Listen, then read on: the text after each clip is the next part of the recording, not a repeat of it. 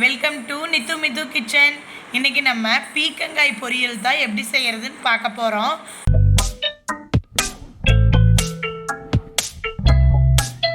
பீர்க்கங்காயோட health benefits என்னன்னு பார்க்கலாம்.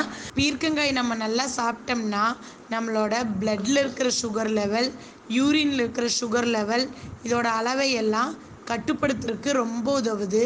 So sugar patients பாவக்காய்க்கு பதில் பீர்க்கங்காய் கூட சாப்பிடலாம். இப்படி இந்த சொரன்னு இருக்கிற பகுதியை மட்டும் இப்படி பீல் பண்ணி எடுத்துக்கோங்க. அதுக்கப்புறமா பீர்க்கங்காயை இப்படி பொடி பொடியாக கட் பண்ணி எடுத்து வச்சுக்கோங்க.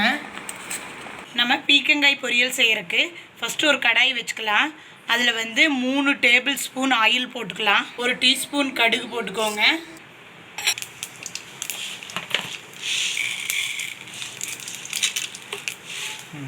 கடுகு நல்லா வெடிச்சது 1 டீஸ்பூன் கடலைப்பருப்பு, 1 டீஸ்பூன் உளுந்தும் பருப்பு, இது ரெண்டும் போட்டுட்டு நல்லா செவக்க ஃப்ரை பண்ணிக்கலாம். இது நல்லா ஃப்ரை ஆனதும் ஒரு பெரிய சைஸ் வெங்காயத்தை நல்லா இப்படி பொடி பொடியாக அரிஞ்சு அதையும் சேர்த்துக்கலாம். அது கூடவே ஒரு கொத்து கறிவேப்பிலையும் போட்டுக்கலாம். நம்ம போட்ட வெங்காயம் நல்லா வதங்கிருச்சு. இப்போது நம்ம 1/4 கிலோ பீர்க்கங்காய் வாங்கி அதை நம்ம க்ளீன் பண்ணி நல்லா இப்படி சின்ன பொடி பொடியாக கட் பண்ணி வச்சுருக்கோம். அதை சேர்த்திக்கலாம்.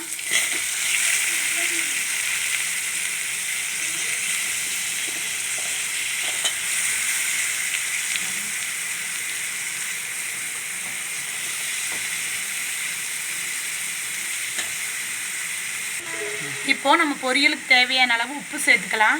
1/2 டீஸ்பூன் உப்பு. இனி இதை நல்லா இப்படி வதக்கி விடுங்க. பீர்க்கங்காய்க்கு தண்ணியே தேவையில்லை.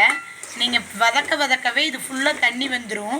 இந்த தண்ணியிலேயே பீர்க்கங்காய் விடுற தண்ணியிலேயே இது வெந்துடும். ஒரு சில பீர்க்கங்காய் தண்ணி விடாது. அப்போ வேணால் ஒரு 1/2 டம்ளர் இல்லைன்னா 1 டம்ளர் தண்ணி ஊற்றிக்கோங்க. பாருங்கள் இப்போ எவ்வளோ தண்ணி விட்டுருக்குன்னு. இந்த மாதிரி நிறையா தண்ணி விட்டுரும். இப்படி நல்லா கொதன்னு நிறைய இப்படி தண்ணி விட்டதுக்கப்புறமா 1 டீஸ்பூன் நம்ம வீட்டில் அரைச்சி வச்ச சாம்பார் பொடி அது போட்டுக்கோங்க. போட்டுட்டு நல்லா மிக்ஸ் பண்ணி விட்டுக்கலாம்.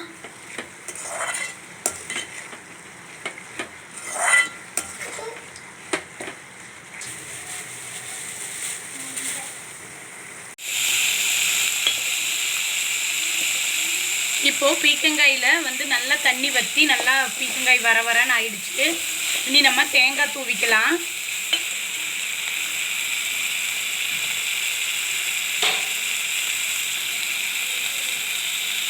ஒரு 3 டேபிள் ஸ்பூன் தேங்காயை துருவி போட்டுக்கலாம்.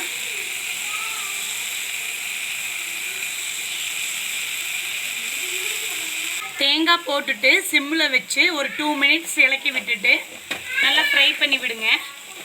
அப்புறமா அடுப்பு ஆஃப் பண்ணிடலாம். நம்மளோட சூப்பரான பீர்க்கங்காய் பொரியல் ரெடி.